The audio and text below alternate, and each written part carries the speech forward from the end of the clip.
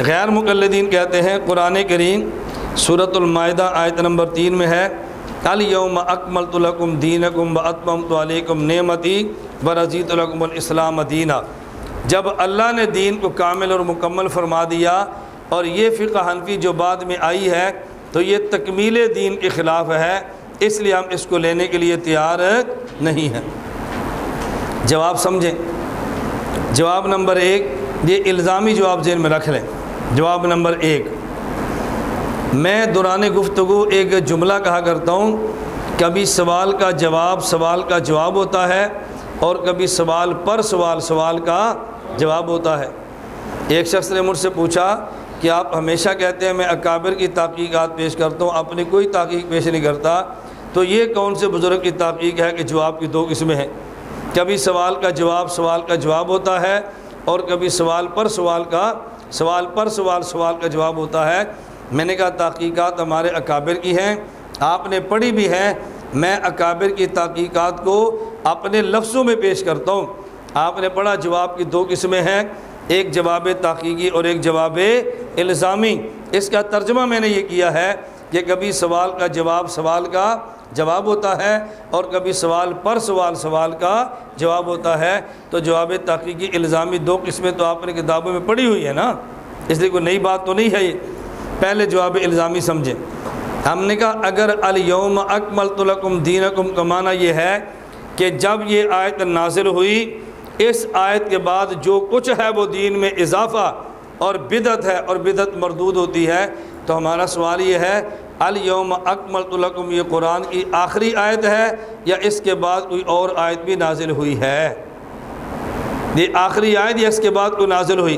پوری دنیا کہے گی یہ آخری آیت نہیں بلکہ اس کے بعد بھی آیت نازل ہوئی، واتقوا یوما ترجعون فیہ الی اللہ۔ آخری آیت وہ ہے، آخری آیت یہ نہیں ہے۔ اگر اس آیت کے بعد آنے والا ہر مسئلہ بدعت اور دین میں اضافہ ہے تو آپ بتاؤ جب دین مکمل ہو گیا اب کون سی آیت ہے جو باقی رہ گئی تھی اللہ نے پھر نازل کی ہے؟ تو وہ تکمیل دین کے بعد آئی نا، پھر آپ اس کو بھی بدعت کہہ دو۔ اب غیر مقلد فوراً کہے گا کہ نہیں جی نہیں، الیوم اکملت لکم، الیوم سے مراد یوم حقیقی نہیں، الیوم سے مراد یوم اضافی ہے۔ الیوم سے مراد وہ دن نہیں جس دن یہ آیت اتری تھی، بلکہ الیوم سے مراد رسول اللہ صلی اللہ علیہ وسلم کا دور ہے، یا نبی ہم نے آپ کے دور میں دین کامل کر دیا، بعد میں آنے والی چیزیں وہ دین میں اضافہ اور بدعات ہوں گی۔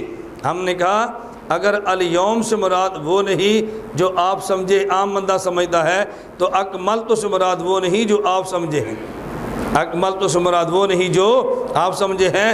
اکملت کا معنی یہ ہے کہ جو اصول چاہیے تھے اللہ نے وہ بھی دے دیے، اور جو اصول کے لیے اصول چاہیے وہ بھی دے دیے، اور اصول نکالنے والے اللہ نے افراد بھی اللہ کے نبی کو دے دیے۔ الیوم اکملت لکم سے مراد یہ ہے ہم نے قرآن بھی دے دیا، ہم نے حدیث بھی دے دی، قرآن حدیث کو دنیا میں پھیلانے والے آپ کو صحابہ کرام بھی دے دیے، قیامت تک آنے والے مسائل کے لیے جو اصول چاہیے تھے ہم نے قرآن کی تہ میں وہ بھی رکھ دیے، اور ان اصولوں کو نکالنے والے ائمہ مجتہدین بھی ہم نے آپ کو عطا فرما دیے، اور ان اصولوں سے نکال کر ان اصولوں کی روشنی میں نکالنے والے مسائل نکالنے والے ائمہ بھی آپ کو دے دیے۔ الیوم اکملت لکم سے مراد یہ ہے اے پیغمبر جو کچھ قیامت تک کے لیے چاہیے تھا ہم نے وہ ساری نعمتیں آپ کو اور آپ کے واسطے سے آپ کی امت کو عطا فرما دی ہیں۔ اب الیوم اکملت کو معنی کریں گے، اب کوئی اعتراض کی گنجائش باقی نہیں رہے گی۔ اس لیے غیر مقلد جو کہتے ہیں نا کہ فقہ یہ دین میں اضافہ ہے، ہم کہتے ہیں دین میں اضافہ نہیں ہے۔ بات اب توجہ سمجھیں، میں اب دوسری طرز پر بات سمجھانے لگا ہوں، دوسرے طریقے پر بات سمجھیں۔ جب غیر مقلد آپ سے کہے کہ فقہ حنفی یہ الیوم اکملت لکم کے خلاف ہے، اور فقہ حنفی یہ بدعت اور مردود ہے، کیوں؟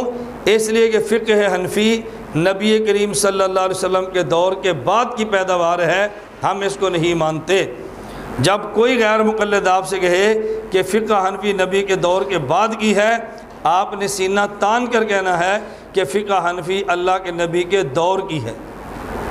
کیا کہنا ہے؟ بلند آواز سے کو کیا کہنا ہے؟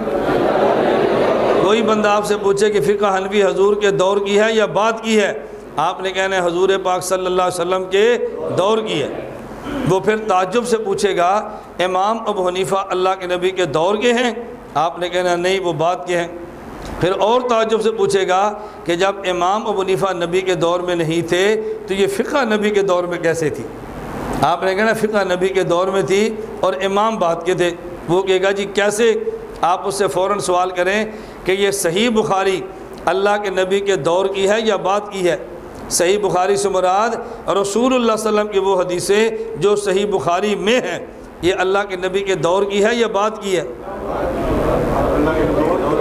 صحیح بخاری کی وہ حدیثیں جو نبی پاک صلی اللہ علیہ وسلم کی ہیں، مرفوع حدیثیں، یہ نبی کے دور کی ہیں یا بعد کی ہیں؟ آپ اس سے پوچھیں یہ صحیح بخاری نبی کے دور کی ہے، امام بخاری کب کا ہے؟ اس نے کہنا جی بعد کا۔ آپ پوچھیں جب امام بخاری بعد کا ہے تو بخاری کی حدیثیں نبی کی دور کی کیسے ہیں؟ امام ابو حنیفہ بعد کا ہے اور آپ نے کہا فقہ حنفی نبی کے دور کی کیسی ہے؟ ہمارا سوال یہ ہے کہ جب امام بخاری بعد کے ہیں تو بخاری کی حدیثیں نبی کی دور کی کیسی ہیں؟ آپ نے فوراً کہنا ہے، توجہ، وہ کہے گا کہ حدیثیں تو نبی کے دور کی ہیں لیکن بعد میں لکھ کر امام بخاری نے دی ہیں۔ حدیثیں نبی کے دور کی ہیں اور لکھ کر امام بخاری نے دی ہے۔ آپ نے کہنا ہے فقہ حنفی نبی کے دور کی ہے اور نکال کے امام اعظم ابو حنیفہ نے دی ہے۔ حدیثیں نبی کے دور کی ہیں لکھ کے امام بخاری نے دی ہے، تو فقہ نبی کے دور میں بھی تھی لیکن نکال کے امام اعظم ابو حنیفہ نے دی ہے۔ اس کی مثال سمجھیں، حضرت امام ابو حنیفہ رحمۃ اللہ علیہ ایک لقب ہے سراج الامہ۔ امام ابو حنیفہ امت کا چراغ ہے۔ چراغ کا کام کیا ہے؟ رات 2:30 بجے آپ اٹھے، تہجد پڑھ لیے، تلاوت کرنا چاہ رہے تھے نہیں کر سکے کیونکہ لوڈ شیڈنگ ہے اور بجلی نہیں تھی، اور 4 بجے بجلی آ گئی اور آپ نے تلاوت شروع کر دی۔ مجھے آپ بتائیں جب لائٹ نہیں جلی تو آپ نے تلاوت نہیں کی، اور جب لائٹ جل گئی تو آپ نے تلاوت شروع کر دی، تو کیا مطلب؟ یہ الفاظ لائٹ نے لکھ کر آپ کو دیے ہیں؟ لکھے ہوئے پہلے تھے، جب لائٹ جلی ہے تو اس نے الفاظ آپ کو دکھا دیے ہیں۔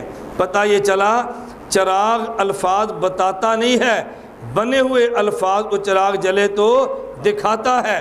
لائٹ نے الفاظ قرآن بنائے نہیں ہیں، لائٹ جلی تو الفاظ قرآن دکھائے ہیں۔ امام ابو حنیفہ سراج الامہ ہیں، امت کے چراغ ہیں، انہوں نے مسئلے بنائے نہیں ہیں، اللہ کے نبی نے بنائے تھے۔ یہ چراغ جلا تو پھر نظر آئے ہیں، یہ چراغ جلا تو نظر آئے ہیں۔ تو ابو حنیفہ مسائل بنانے والے نہیں ہیں، بنے ہوئے مسائل کو دکھانے والے ہیں۔ شریعت کی زبان میں جو مسائل بنائے اسے شارع عین والا کہتے ہیں، اور جو مسئلے دکھائے اسے شارع حا والا کہتے ہیں۔ شریعت والے اللہ کے نبی ہیں، وہ مسئلے بناتے ہیں، اور شرع والے ابو حنیفہ ہیں، وہ مسئلے دکھاتے ہیں۔ تو بنائے اللہ کے نبی نے ہیں اور دکھائے امام اعظم ابو حنیفہ نے ہیں۔ اگر کوئی بندہ آپ سے پوچھے بھئی یہ مرکز اہل سنت والجماعت سرگودا، توجہ رکھیں، اس کی جو بنیاد رکھی ہے تو کتنے سال پہلے کی ہے؟ کتنے سال ہو گئے بنے ہوئے؟ آپ کہیں گے بھئی اس مرکز اہل سنت والجماعت کی بنیاد اور مرکز کو بنے ہوئے 12 سال ہو گئے۔ توجہ رکھنا، اب بتائیں جب 12 سال ہو گئے مرکز کو بنے ہوئے، اس کا مطلب 12 سال ہو گئے یہاں سے پانی کو نکلے ہوئے۔ تو جب یہ مرکز نہیں تھا تو زمین کی تہہ میں پانی تھا یا نہیں؟ نکلا کب ہے؟ جب مرکز بنا ہے۔ تو زمین کی تہہ میں پانی پہلے بھی تھا، نکلا تب جب مرکز بنا ہے۔ قرآن حدیث کی تہہ میں مسئلے پہلے بھی تھے، نکلے تب جب امام ابو حنیفہ آئے ہیں۔ تو امام ابو حنیفہ نے بنائے ہیں یا دکھائے ہیں؟ اب ایک اصول فقہ کے اصل اور اصول کا آپ ذرا معنی سمجھیں۔ آپ نے اصول فقہ میں اصول پڑھا ہے القیاس مظہر لا مثبت، پڑھا ہے نا؟ القیاس مظہر لا مثبت، یہ قیاس مظہر ہے، قیاس مثبت نہیں ہے۔ میں اس کا معنی سمجھا رہا ہوں، اگر یہ مسئلہ سمجھ آ جائے القیاس مظہر لا مثبت آپ کو سمجھ آ جائے، قیاس مسئلہ دکھاتا ہے، قیاس مسئلہ بناتا نہیں ہے۔